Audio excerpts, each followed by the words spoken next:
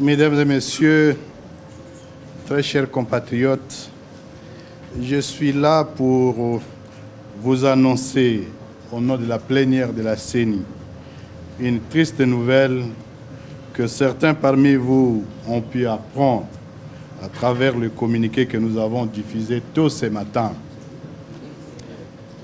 En effet, cette nuit, vers 2 heures du matin, un incendie s'est déclaré sur l'un des entrepôts centraux de la Commission électorale nationale indépendante, situé à Kinshasa sur l'avenue des Forces armées dans la commune de la Gombe.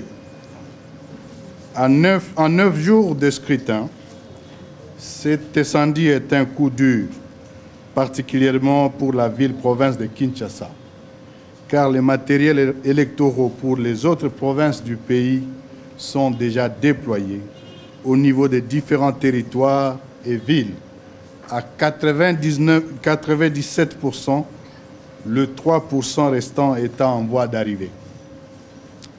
En attendant les estimations définitives des dégâts causés par cet ignoble événement, la CENI constate que le feu a consumé les matériels de 19 sur 24 communes de Kinshasa. Ce qu'il faut néanmoins dire, il n'y a pas eu perte en vies humaines. Les matériels estimés à ce moment, c'est près de 8000 machines à voter sur les 10 368 prévus pour Kinshasa. C'est 3774 isoloirs sur les 8887 prévus. C'est 552 kits bureautiques sur les 8887.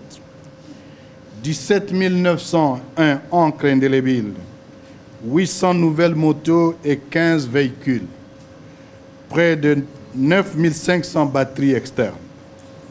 Outre ces matériels, je relève également la perte des matériels de cycles électoraux de 2006 et 2011, ainsi que le matériel d'enrôlement.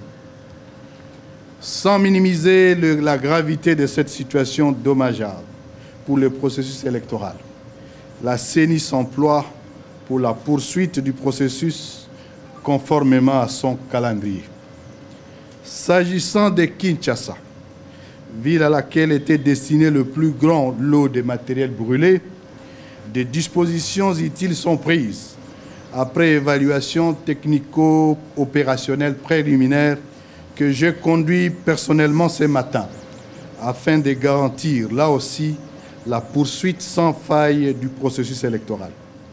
Mesdames et messieurs, cet incendie advient alors qu'on constate plusieurs manifestations de passions d'ordre politique suscitées par la perspective des scrutins du 23 décembre prochain.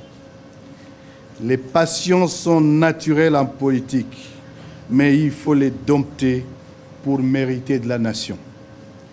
C'est le lieu de rappeler au regard des risques de dérapage constatés récemment dans la campagne électorale.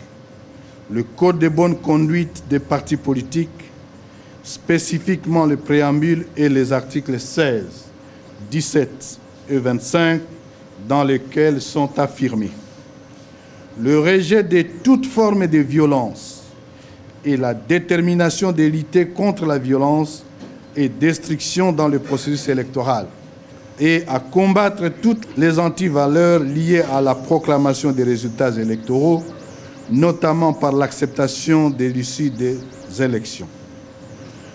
L'engagement à éviter toute intimidation et ou incitation à la violence, les propos diffamatoires, les attaques personnelles, les discours séparatistes, tribaux et la prolongation des rumeurs. L'engagement à éviter toute forme de violence et du terrorisme. L'engagement à éviter la violence et la destruction sous toutes ses formes, en indiquant, bien entendu, que conformément à la loi, les installations de la CENI sont inviolables. Je vous remercie